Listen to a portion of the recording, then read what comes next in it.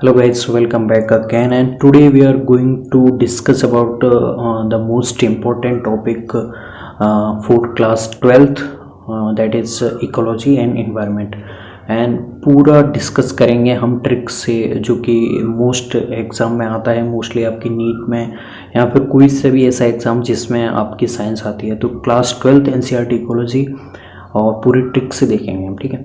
सबसे पहले हम देखते हैं, आप तापमान सहन करने जो पोटेंट करते हैं, दो टाइप के ऑर्गेनिज्म आप देख सकते हो इकोलॉजी में। एक होता है यूरीथर्मल, दूसरा होता है स्टेनोथर्मल।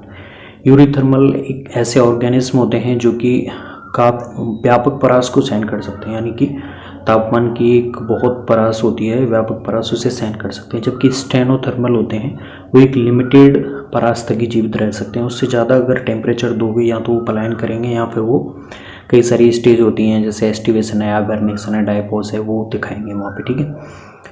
तो अब इसमें कंफ्यूजन होता है, तो उसे हम ट्रिक से देखेंगे। यूरी द ट्रेनर, कौन सी ट्रिक है?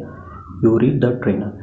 तो जो ट्रेनर पर्सन होता है वो एथलीट टाइप का पर्सन होता है, जिसमें पोटेंशियल पर्सन होता है, वो हर चीज़ को सहन करने की उसमें ताकत होती है। तो इस चीज़ को आप यूरी, यानी कि eurythermal will be the organism that can tolerate the maximum capacity of temperature, ठीक है।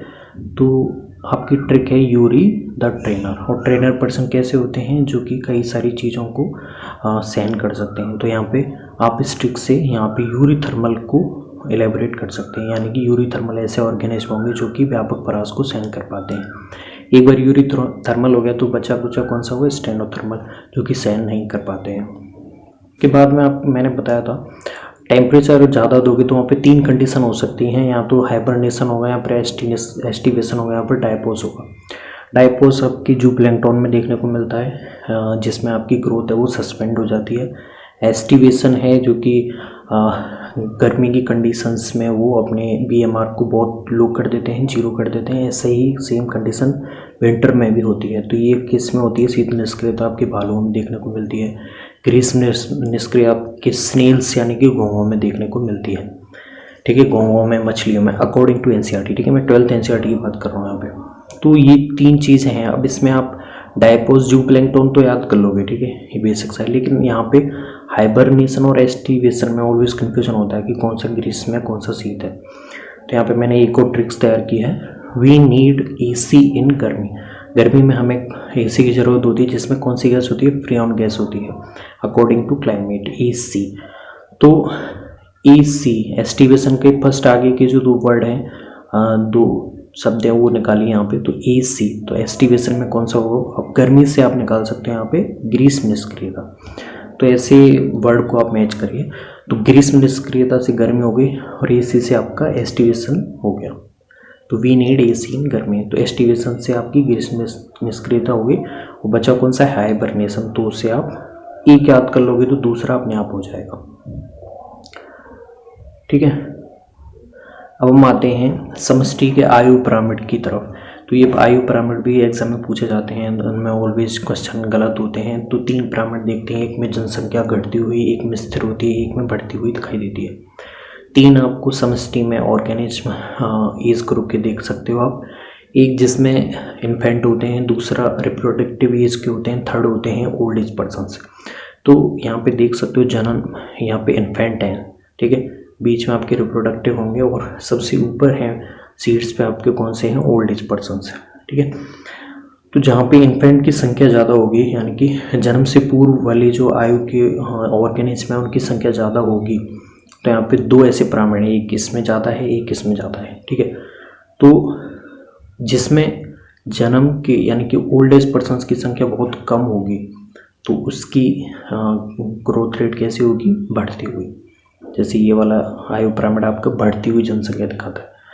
ये है इसमें आपके रिप्रोडक्टिव एज के ही मैक्सिमम है, जबकि जन्म से पूर्व और जन्म के बाद वाले ऑर्गेनिज्म की संख्या बहुत ही कम है। ये आपके स्पिंडल शेप है ये पिरामिड। तो ये कैसी है? आपकी घटती हुई, क्योंकि इसमें इन्फेंट ही कम है। जिसमें इन्फेंट कम होंगे तो वहाँ पे आपके ऑलवेज कम होगी। तो जिसमें इन्फेंट कम हो तो उसे देख के आप समझ जाओ उसमें जनसंख्या पिरामिड कैसा हुआ, घटती हुई जनसंख्या दिखाता है। अब इन दोनों में आप देख सकते हो, इसमें जन्म के बाद वाले यानी कि ओल्ड एज पर्सनस की संख्या है वो बहुत ही लो है, और जबकि जन्म से पूर्व वाले जो ऑर्गेनिज्म हैं वो बहुत ज़्यादा हाई है, तो इसलिए बढ़ती हुई जनसंख्या है। अब यहाँ पे देखोगे तो आप जन्म के बाद में भी इस तरह से है, ये जन्म के बाद में भी इतनी संख्या घटी नहीं है, और रिप्रोडक्टिव एज के बाद में धीरे धीरे घट रही है। तो इस तरह से ये स्थिर जनसंख्या का है। ठीक है, ये आयु पिरामिड का हो गया, जिसमें आप देखते ही बता सकते हो जन्म से यानी कि इन्फेंट अगर ऑर्गेनिज्म की संख्या कम है तो वो घटती हुई जनसंख्या को दिखाएगा।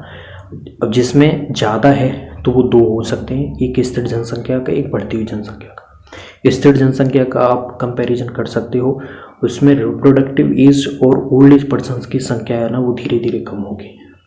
और जबकि अगर इस तरह से हो, एकदम से लो हो जाए जन्म के बाद वाले ओल्ड एज पर्सन की, यानी जन्मोत्तर जो ऑर्गेनिज्म हैं उनकी संख्या एकदम से कम हो जाए, लो हो जाए, तो वो आपकी बढ़ती हुई आयु जो पिरामिड होते हैं वो दिखाएगा। ओके, अब हम आते हैं ग्रोथ रेट दो तरह से होती है आपकी चरघात, एक्सपोनेंशियल ग्रोथ, दूसरी होती है लॉगिस्टिक ग्रोथ। एक्सपोनेंशियल ग्रोथ तब होती है जब आपके इन्वायरमेंट में कई सारे सोर्सेस अवेलेबल हैं, फूड सोर्सेस अवेलेबल हैं, तो वहाँ पे उनकी जो ग्रोथ रेट है वो बहुत ज़्यादा हाई होगी। इसीलिए यहाँ पे आर है, इसका मीन होता है इंट्रिंसिक रेट, आर यानी कि बर्थ माइनस डेथ। तो यहाँ पे एक्सपोनेंशियल या फिर इसे जियोमेट्रिकल ग्रोथ भी कहते हैं। जबकि लॉगिस्टिक ग्रोथ कैसे होती है, जहाँ पे आपकी सोर्सेस कम हैं, स्पीसीज बहुत ज़्यादा हैं, तो आपकी पोषण है वो क्षमता वो काफ़ी कम हो जाती है, इसीलिए हमने यहाँ पे इसे घटाया है। ठीक है, तो लॉगिस्टिक ग्रोथ बहुत सीमित ग्रोथ होती है। तो सीमित ग्रोथ आप यहाँ पे अगर आपसे ये फॉर्मूला दे के पूछा जाए तो आप कंपैरिजन करके बता सकते हैं, क्योंकि इसमें पोषण क्षमता में से संख्या कम हो रही है, साथ में भाग भी लग रहा है पोषण क्षमता की, यहाँ पोषण क्षमता है, तो इसे आप बता सकते हो। जबकि एक्सपोनेंशियल ग्रोथ में कोई भी आपको नेगेटिव दिखाई नहीं दे रहा है। इकोसिस्टम में दो स्पीसीज एक दूसरे पे जो संबंध दिखाती हैं, चाहे वो पॉजिटिव प्रॉफिट का हो या फिर लॉस का हो, वो रिलेशंस एग्जाम में पूछे जाते हैं। तो हम यहाँ साइंस से उसे एलेबोरेट करेंगे। तो हम यहाँ किससे एलेबोरेट करेंगे, हम यहाँ साइंस के द्वारा, साइंस दिए हुए हैं यहाँ पे उनके द्वारा एलेबोरेट करेंगे इसे अच्छे से। अगर यहाँ पे दोनों स्पीसीज हैं वो पॉजिटिव में, यानी कि दोनों स्पीसीज को एक दूसरे से प्रॉफिट हो रहा है, तो इसे बोलते हैं आप म्यूचुअलिज्म यानी कि सहविकास। अगर एक स्पीसीज को प्रॉफिट हो रहा है दूसरे को लॉस हो रहा है तो इसे बोलते हैं प्रीडेशन। ठीक है, या फिर आप इसे बोल सकते हो पैरासिटिज्म, परजीवता या फिर परिभक्षण। दूसरे में एक स्पीसीज को प्रॉफिट हो रहा है, दूसरे अनअफेक्टेड है, उसे कोई भी लॉस या फिर प्रॉफिट नहीं हो रहा है, तो इसे बोलते हैं कॉमेंसैलिज्म यानी कि सहभोज्यता, जैसे आम के पेड़ पर अधिपादप उगते हैं। ठीक है, ये है जिसमें दोनों स्पीसीज को लॉस हो रहा है, तो ये आपके किस में आती है, कंपटीशन में। कंपटीशन में जब आपके सोर्सेज लिमिटेड हैं और दो स्पीसीज जो सोर्स के लिए उसे पाने के लिए जब प्रतिस्पर्धा कंपटीशन करती है, तो दोनों को ही वहाँ पे लॉस होता है। और सर्वाइव कौन करता है, जो फिटेस्ट होता है अकॉर्डिंग टू वहाँ की कंडीशंस के। हमारा सबसे लास्ट जो रिलेशन है जिसमें एक स्पीसीज को कोई भी इफेक्ट नहीं पड़ रहा है, जबकि एक स्पीसीज कैसी है वहाँ पे नेगेटिव इफेक्ट, यानी कि उसे लॉस हो रहा है, एक स्पीसीज को कोई भी या तो पॉजिटिव नहीं है या फिर कोई लॉस नहीं है, जिसे बोलते हैं एमेंसेलिज्म, अंतर्जातीय परजीवता। ठीक है, और इसकी एक वीडियो मैं ऑलरेडी एलेबोरेशन में बना चुका हूँ। If you want to see that I will share a link. अब हम बात करते हैं प्रोडक्टिविटी, यानी कि ऑर्गेनिक मैटर के प्रोडक्शन की रेट, कार्बनिक पदार्थों के निर्माण की दर को क्या बोलते हैं, आप प्रोडक्टिविटी बोलते हैं। अगर वो प्लांट के स्तर पे अगर वो ग्रो की जाती है या फिर वो उत्पन्न की जाती है तो उसे बोलते हैं ग्रॉस प्राइमरी प्रोडक्टिविटी। तो ये किसके द्वारा क्रिएट की गई है, आपके प्लांट के द्वारा। लेकिन प्लांट इसमें से कुछ जो सोर्स हैं अपनी एनर्जी या फिर बीएमआर में यूज कर लेते हैं। तो जी ग्रॉस प्राइमरी प्रोडक्टिविटी में से आप रेस्पिरेशन निकाल दोगे तो आपको मिलेगा नेट प्राइमरी प्रोडक्टिविटी, और यह यूज करने के लिए होती है आपके कंज्यूमर्स को, यानी कि एनपीपी क्या है, ये बायोमास है यूज करने के लिए कंज्यूमर्स के लिए। ठीक है, अब कंज्यूमर्स भी अपने स्तर पे ऑर्गेनिक मैटर वहाँ पे क्रिएट करते हैं, जिसे बोलते हैं सेकेंडरी प्रोडक्टिविटी। तो सेकेंडरी प्रोडक्टिविटी क्या होती है, एनिमल्स भी अपने स्तर पे ऑर्गेनिक मैटर क्रिएट करते हैं, तो उसे सेकेंडरी प्रोडक्टिविटी बोलते हैं। इसमें भी ऑलवेज कन्फ्यूजन होता है। अगली हमारी टर्म है, मोस्ट टर्म है जो वो नीट एग्जाम में कई बार पूछ लेते हैं, स्टैंडिंग क्रॉप और स्टैंडिंग स्टेट। दोनों नाम सेम से हैं, लेकिन आपको याद रखना है क्रॉप बात करते हैं, स्टैंडिंग क्रॉप और स्टैंडिंग स्टेट। तो क्रॉप में आपकी फसल है, यानी कि वो प्लांट होंगे। प्लांट कैसा है, एक जैव पदार्थ है, तो किसी विशिष्ट समय पे, विशिष्ट स्थान पे, एक स्पेसिफिक टाइम पे, स्पेसिफिक प्लेस पे लिविंग मैटर यानी कि जैव पदार्थ उत्पादन की दर को आप स्टैंडिंग क्रॉप बोलते हो, जबकि नॉन लिविंग मैटर क्रिएशन की दर होती है उसे, जो मात्रा होती है उसे आप बोलते हो स्टैंडिंग स्टेट। तो ये स्टैंडिंग स्टेट क्या है, अजैव पदार्थ की मात्रा, जबकि स्टैंडिंग क्रॉप क्या है, जैविक पदार्थों की मात्रा।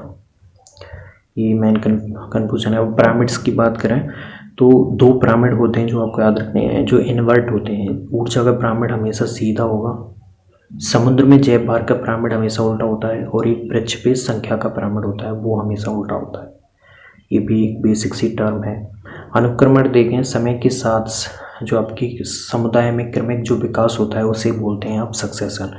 सक्सेशन में सबसे पहले जो स्टेज आती है उसे बोलते हैं पायनियर कम्युनिटी, और सबसे जो लास्ट में जब स्टेबल हो जाता है आपकी कम्युनिटी, वहाँ पे आती है आपकी क्लाइमैक्स कम्युनिटी, और इनके बीच में जितने भी स्टेज आती हैं उन्हें बोलते हैं सीरियल स्टेज। ठीक है, अब ये तो बेसिक सा हो गया। अब दो सक्सेशन की अगर आप और डेस्क्रिप्टिव वीडियो देखना चाहते हैं तो मैं लिंक शेयर कर दूँगा।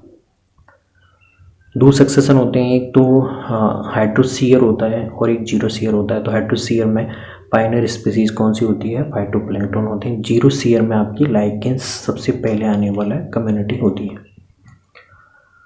बायोजियोकेमिकल साइकिल है आपके, जो लिविंग मैटर हैं, चाहे वो ऑर्गेनिक मैटर है या फिर वो मिनरल्स हैं, वो साइकिल में चलते रहते हैं। यानी दो साइकिल आपको मेनली याद रखनी है, गैसियस साइकिल होता है, दूसरा सेडिमेंट्री साइकिल होता है। गैसियस साइकिल जिसमें आपके गैसेस आती हैं, जैसे कार्बन साइकिल है, नाइट्रोजन साइकिल है, ऑक्सीजन मीन्स हाइड्रोजन साइकिल है। जबकि सेडिमेंट्री साइकिल में आपके अपसादी पदार्थों से रिलेटेड साइकिल आते हैं, जैसे सल्फर और फॉस्फोरस, जिनका मेन रिलेशन आपके रॉक्स से मिल के बना होता है। ठीक है, अब हम आते हैं कंजर्वेशन। बायोडाइवर्सिटी कंजर्वेशन में दो फॉर्म आपको देखने को मिलेंगे, एक इन सिटू, दूसरा एक्स सिटू। इन सिटू कंजर्वेशन है, आप स्पीसीज को कंजर्व कर रहे हो, उसे उसके नेचुरल हैबिटेट यानी वाइल्ड हैबिटेट में ही आपने उसे वाइल्ड हैबिटेट दिया हुआ है, तो वहाँ पे जो कंजर्वेशन होगा वो हॉट स्पॉट हो सकते हैं, नेचुरल पार्क हो सकते हैं, आपके बायोस्फीयर रिजर्व हो सकते हैं, या फिर हो सकते हैं वाइल्ड लाइफ सेंचुरीज। तो ये एनसीईआरटी के अगर डाटा के अकॉर्डिंग देखें तो आपको 14 बायोस्फीयर रिजर्व, 90 नेशनल पार्क और 448 वाइल्ड लाइफ सेंचुरीज मिलेंगी। तो यहाँ पे एक और आपको देखने को मिलेगा हॉट स्पॉट, जहाँ पे एक छोटी सी जगह पे बहुत सारी स्पीसीज वेरिएशंस देखने को मिलती हैं, उसे हॉट स्पॉट बोलते हैं, जो कि पूरे वर्ल्ड में 34 समथिंग हैं। तो अगर आपसे इन सिटू कंजर्वेशन पूछा जाए तो 3 ऐसी जगह हैं जहाँ पे इन सिटू कंजर्वेशन होगा, biosphere reserve, national park, wild life sanctuaries. Apart from them जहाँ भी कंजर्वेशन होगा वो एक्स सिटू होगा। एक्स सिटू आप आर्टिफिशियल हैबिटेट दे रहे हो नेचुरली, यानी कि जैसे क्रायो प्रिजर्वेशन के द्वारा आप एक स्पीसीज को कंजर्व करने की ट्राई कर रहे हो, जीन बैंक है, जूलॉजिकल और बॉटनिकल गार्डन है। तो ये मेन डिफ्रेंसिएशन याद रखना। इनके अलावा जितने भी आएंगे वो एक्स सिटू कंजर्वेशन में आते हैं। अब कुछ एक्ट हैं जो एनवायरमेंटल एक्ट हैं जो आपको याद रखने हैं। 1968 में कीटनाशक एक्ट था, 1974 में जल प्रदूषण को रोकने के लिए एक्ट बनाया गया था, 1981 में वायु प्रदूषण को रोकने के लिए एक्ट बनाया गया, 1987 में आपकी जो सूर था उसे भी वायु प्रदूषण में सम्मिलित कर लिया गया। अब यहाँ पे 1968 आपको याद रखना है और 1987 आपको याद रखना है। जल एक्ट और वायु एक्ट के लिए मैंने यहाँ पे एक ट्रिक बनाई हुई है जवा, यानी कि जल एक्ट पहले आएगा, उसके बाद में आपका वायु एक्ट आएगा, तो आपको डेट तो याद रखनी पड़ेगी। ग्रीन हाउसेस गैसेस हैं जिसमें आपके CO2 का कंसंट्रेशन है, योगदान है 60%, मार्स गैस का योगदान है 20%, क्लोरोफ्लोरोकार्बन गैसेस का योगदान होता है 14% और नाइट्रस ऑक्साइड गैस का है आपका 6%। BOD वो इन्वर्ट प्रोपोर्शनल होता है वाटर प्योरिटी, यानी कि अगर बायोलॉजिकल ऑक्सीजन डिमांड ज़्यादा है तो वाटर प्योरिटी कम होगी, साथ में आपकी डिजॉल्व ऑक्सीजन जो कंसंट्रेशन है वो भी कम हो जाएगी, यानी कि वो वाटर कैसा होगा, इम्प्योर होगा, अशुद्ध होगा। अब इसके जस्ट अपोजिट देखें हम, यानी कि BOD कम है तो वाटर की प्योरिटी ज़्यादा होगी और डिजॉल्व ऑक्सीजन जो कंसंट्रेशन है वो भी ज़्यादा होगी, यानी कि वाटर कैसा है, प्योर है। अब 2 एक्ट हैं जो प्रोटोकॉल हैं जो मुझे लगता है कंफ्यूजन होता है, तो उसके लिए मैंने ट्रिक बनाई है। मॉन्ट्रियल प्रोटोकॉल था जिसमें आपकी ओजोन गैस की ओजोन जो लेयर है उसके प्रोटेक्शन के लिए कुछ एक्ट लाए गए थे 1987 में, जो कि प्रभावी हुई थी 1989 में, इफेक्टिव हुई थी 1989 में। क्योटो प्रोटोकॉल है जिसमें ग्रीन हाउस गैसेस हैं जो हमने पढ़ी, CO2, CH4, CFC, nitrous oxide, उनके इमिशन को रोकने के लिए एक्ट लाया गया।